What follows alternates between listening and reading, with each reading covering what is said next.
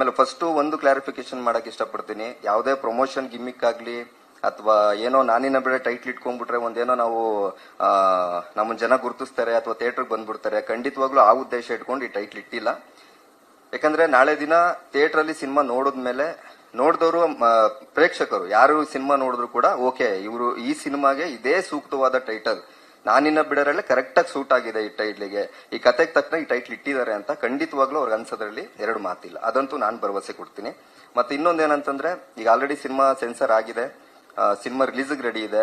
ನಾವ್ ಇಲ್ಲಿವರೆಗೂ ಯಾವ್ದೋ ಪ್ರೆಸ್ ಮೀಟ್ ಆಗ್ಲಿ ಯಾವ್ದೋ ಇವೆಂಟ್ ಆಗ್ಲಿ ನಾವು ಮಾಡಿಲ್ಲ. ಯಾಕಂದ್ರೆ ಕೆಲವು ಸಿನಿಮಾಗಳು ಎಷ್ಟೋ ಮಾಡ್ತೀವಿ, ಮಧ್ಯದಲ್ಲಿ ಏನೋ ಪ್ರಾಬ್ಲಮ್ ಆಗುತ್ತೆ, ಆಮೇಲೆ ಏನೋ ಮಧ್ಯದಲ್ಲಿ ಗ್ಯಾಪ್ ಆಗುತ್ತೆ, ಸುಮ್ನೆ ಪ್ರೆಸ್ ಮೀಟ್ ಮಾಡಿ ಮೀಡಿಯಾ ಮುಂದೆ ಮಾಡ್ಕೊಂಡು ಅವೆಲ್ಲ ಬೇಡ ಅಂತಂದ್ಬಿಟ್ಟು ನಾವು ಫುಲ್ ಸಿನಿಮಾ ರೆಡಿ ಆಗ್ಲಿ, ಸಿನಿಮಾ ರಿಲೀಸ್ ರೆಡಿ ಮಾಡ್ಕೊಂಡು ನಾವು ಮುಂದೆ ಮಾಧ್ಯಮದ ಮುಂದೆ ಬರೋಣ, ಪ್ರೇಕ್ಷಕ ಮುಂದೆ ಬರೋಣ ಅಂತಂದ್ಬಿಟ್ಟು ನಾವು ಫುಲ್ ಎಲ್ಲ ಸಿನಿಮಾ ರೆಡಿ ಇಟ್ಕೊಂಡು ಬಂದಿದೀವಿ.